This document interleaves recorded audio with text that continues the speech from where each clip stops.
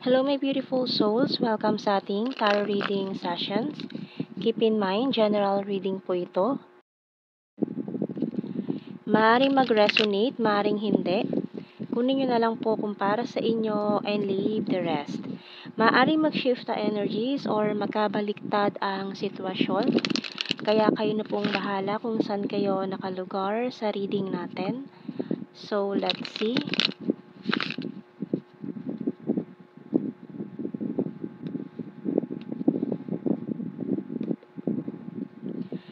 So we have here the Seven of Wands, the Ace of Pentacles, the Eight of Wands, the Shadow Side, or the Devil. We have here the Two of Swords, Karma or the Judgment card. We also have here the Nine of Wands and Seven of Swords. So yung bottom card natin, Ace of Wands. So may mga pagbabago na naman. Alam mo na ba itong mga pagbabagong ito na mangyayari na naman ngayon? So, katatapos lang ng Lionsgate portal kahapon and hindi rin ako nakapag-post ng mga readings natin dahil nagkaroon lang ng mga other na gawain. Ayan, naging busy lang po. Ayan, kaya hindi po ako nakapag-post and at the same time kasi medyo napaus din yung boses ko. Ayan, kako-concert. Kaya hindi rin ako nakapagawa ng mga readings natin. So, ngayon, ayan, eto marami na namang pagbabagong magaganap sa mga bagay-bagay dyan, sa ating palipaligid. So, we have here, clear cognizance by Archangel Uriel. Pay attention to thoughts and ideas that come to you as they are answered prayers. So, ito na yung mga pagbabagong hinihintay mo na maaaring answered prayers na to or yung mga matagal mo nang hinahangad or pinagdarasal sa buhay na ipagkakaloob na sa iyo ngayon. And kailangan din paghandaan itong mga bagay na ito. Kaya tignan natin signs and symbol cards. So we have here doll and luck. And at the same time kasi sa inyo may mga undecided or may mga parang kailangan na magdesisyon, magbigay ng go signal kung ano ba ang plano mo, ano ba ang napag-isipan mong gawin. Kasi may mga hindi pa makapagplano or hindi pa makapag-decide kasi we have here the judgment na kailangan na natin mag-decide or magdesisyon kung ano ba, kung saan ka ba pupunta, ano ba yung tatahakin mo, ano ba yung pipiliin mo. And be careful kasi may trickster dito na maaaring ilayo ka doon sa tamang landas para iligaw ka.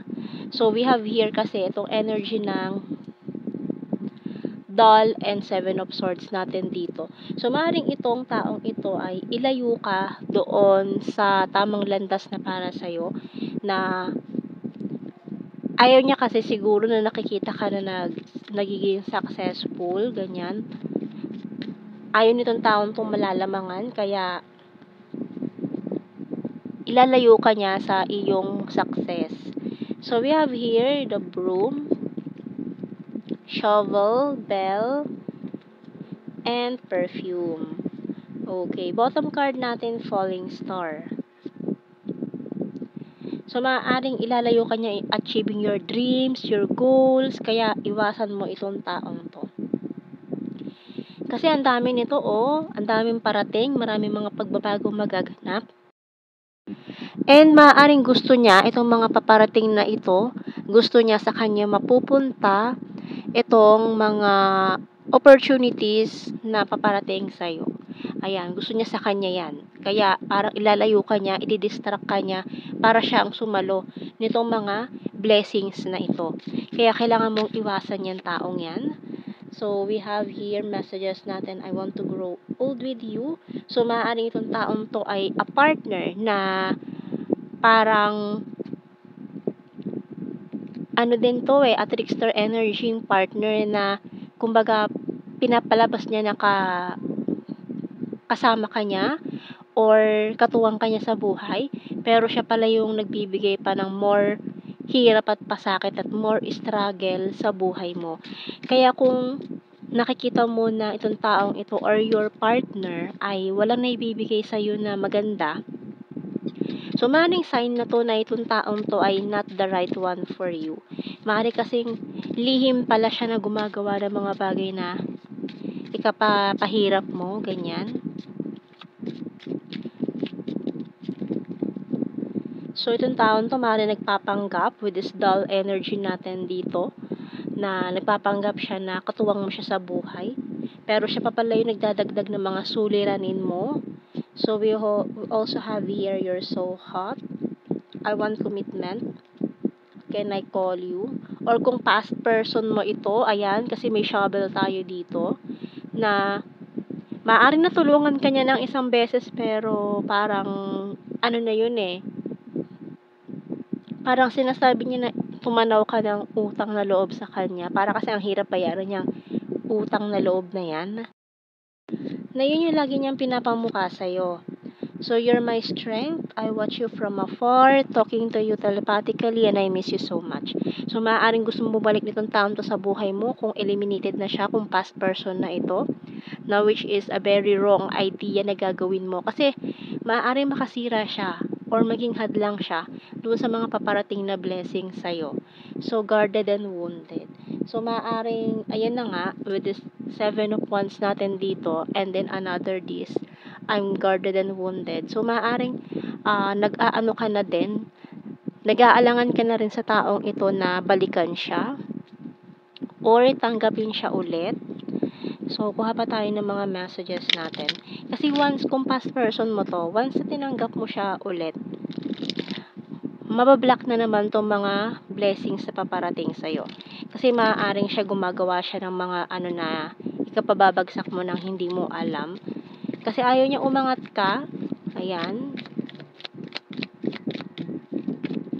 Ayaw siguro niya nalalamangan mo siya. Kahit pa sabihin natin partner mo siya noon, or ex mo siya, or kung ano man tong connection mo dito sa taong ito. So, I left you before you could leave me. So, umalis na nga talaga siya sa buhay mo, pero ngayon nagpupumilit na naman. I will wait for a sign from you. I hide behind material things. Mukhang ilalove bomb ka na naman nito, kaya ayan, paghandaan mo ito kasi mukhang ilalove bomb ka niya. Para lang tanggapin mo siya ulit sa buhay niya. I bury myself in work to forget you. I remember every detail of that day. Kasi ayan sinasabi niya nito na ganyan, mahal ka pa rin niya. Can't stop thinking about you, I'm not available. So mag-ingat ka dito sa taon to kasi maaaring meron pa siyang ibang tao na karelasyon, mga ka-connection, ganyan, na maaaring ilagay ka pa nitong taong ito sa magulong sitwasyon. So, yung bottom card natin, I want to be more than friends.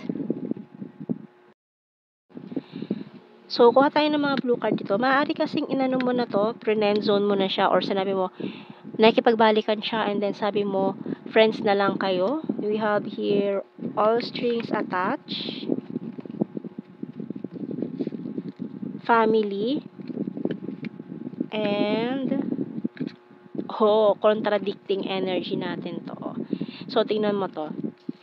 No strings attached and all strings attached. So, maaari kasi ito yung una ko nabunot, all strings attached. So, kasi nga, dahil nga may trickster energy tayo dito, doll and 7 of swords, no? Maaaring pinamumukha niya sa'yo, pinapakita niya talaga sa'yo na siya yung the right one. Yung mga, siguro may mga signs na hinihingi ka, na ibinigay niya para ipakita sa'yo na itong taong to yung the right one for you, na siya yung naka-connected sa red strings of fate mo. Ayan, pero ang totoo niyan ay trickster siya, so hindi totoo. Makikita mo din yan kasi mukhang nakatago ito, and then lalabas din ang totoo na itong taong to ay hindi siya ang naka-connected sa iyong red strings of fate. Ayan, so maaaring pinaglalaroan ka nitong taong ito, trickster energy nga kasi pinamumukha niya sa'yo, pinapakita niya sa'yo na siya yung para sa'yo, pero hindi talaga. Okay? So, this person is really a trickster na kailangan mong iwasan. So, kuha tayo ng mga initials natin dito. Kasi siya yung magiging hadlang para sa'yo. Hahadlangan niya itong mga bagong paparating, new beginning na paparating sa'yo. Very promising itong mga mangyayari para sa'yo. Pero kung magkakamali ka na naman this time, ayan, back to zero ka na naman. Mag-i-start ka na naman from scratch. Na imbes na may nasimulan ka na, nakahakbang ka na ng tatlong hagdan, babalik ka na naman sa simula. Kaya wag mo nang tatanggapin tong trickster na ito kung sino man siya. So, meron tayong Q,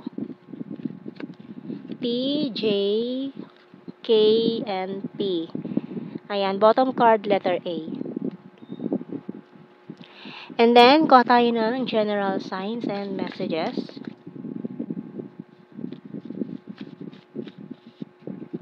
Scorpio. Coins, earth sign, Taurus, Virgo, Capricorn, neighbor. Hilarious. High expectations, future lover. Water sign, Cancer, Scorpio, Pisces, October. Summer, good heart. Earth sign again, Taurus, Virgo, Capricorn, beautiful, number 8, national capital region, attractive, and wands. Fire sign, Aries, Leo, Sagittarius. Nasa ilalim natin, ex-lover.